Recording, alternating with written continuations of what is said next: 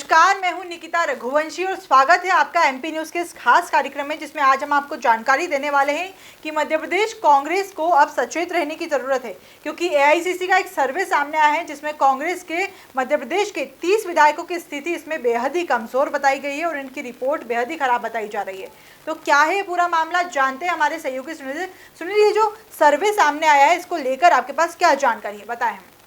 जिनकी बिल्कुल हम लगातार देख रहे हैं कि जो मध्य प्रदेश की राजनीति एक नए मोड़ पर खड़ी है, क्योंकि 2023 का चुनाव है वो कुछ ही दिनों बाद होने वाला है। तो इसको लेकर कांग्रेस आर पार के मूड में दिखाई दे रही है। इसी बीच एआईसीसी का एक सर्वे सामने आया जिसमें कि जो उसके 96 विधायक हैं, उसके 30 विधायकों की जो स्थिति है वो कमजोर बताई गई है। तो ये करीब 1/4 आंकड़ा है। तो इसको लेकर कह सकते हैं कांग्रेस में अब इसके बाद मंथन और चिंतन का दौर शुरू होगा।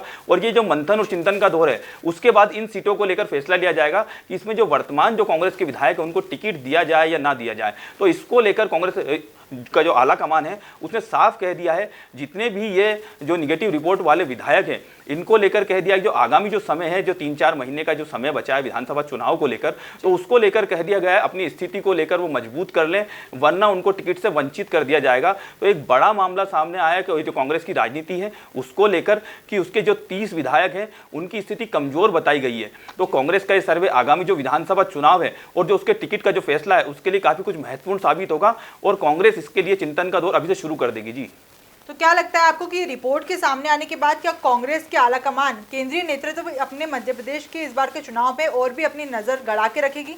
जी, हमने कुछ दिन पहले देखा था कि जिस तरह जो मध्य प्रदेश के आला नेता हैं उनको दिल्ली तलब किया गया था और उसमें राहुल गांधी, केसी वेणुगोपाल, मल्लिकार्जुन खड़गे, इन्होंने उनसे चर्चा की थी, उनको एकता का सूत्र दिया था। तो ये सूत्र जब मध्य प्रदेश वो लेकर आए थे तो उन्होंने 150 सीट का दावा किया था। तो इसके बाद हम देखते हैं कि केंद्रीय नेतृत्व लगातार जो मध्य प्रदेश के चुनाव है उन पर नजर बनाए हुए हैं। बात करें इस चुनाव की तो इसके साथ राजस्थान और छत्तीसगढ़ का भी चुनाव है जहाँ पर कांग्रेस की सरकार है और वहाँ पर कांग्रेस की स्थिति काफी मजबूत मानी जा रही है। तो बात करें बीजेपी की तो बीजेपी 3 मोर्चों पर वहाँ चुनाव लड़ती हुई दिखाई देगी। तो कांग्रेस चाह रही है कि जो मध्य प्रदेश में उसकी स्थिति कमजोर दिखी है और पिछले समय में वो सत्ता से दूर हो गई थी, तो इसके बाद वह मध्य प्रदेश पर काबिज होना चाहती है और वह 3 मोर्चों पर बीजेपी का सामना करने के साथ साथ जो मध्य प्रदेश है वहां पर पूरी ताकत के साथ सामना करना चाहती है और केंद्रीय नेतृत्व तो इसको पूरी नजर बनाए हुए है। और लगातार हम देखेंगे जो आगामी जो समय होगा, विधानसभा चुनाव होगा, उसमें प्रियंका गांधी, सोनिया गांधी, राहुल गांधी और इस तरह मल्लिकार्जुन खड़गे, केसी वेणुगोपाल जो बड़े नेता हैं वो मध्य प्रदेश में आमद देंगे और कांग्रेस के लिए किला लड़ाते हुए दिखाई देंगे। जी, तो क्या सर्वे आने के बाद सुनील, क्या आपको लगता है कि ये जो सर्वे आया है इसमें कांग्रेस के नेता तो अपनी प्रतिक्रियाएं दे ही रहे हैं, लेकिन क्या बीजेपी के लिए यह खुशी की बात है कि ये जो सर्वे में इस तरह की रिपोर्ट खराब बताई जा रही है कुछ विधायकों की?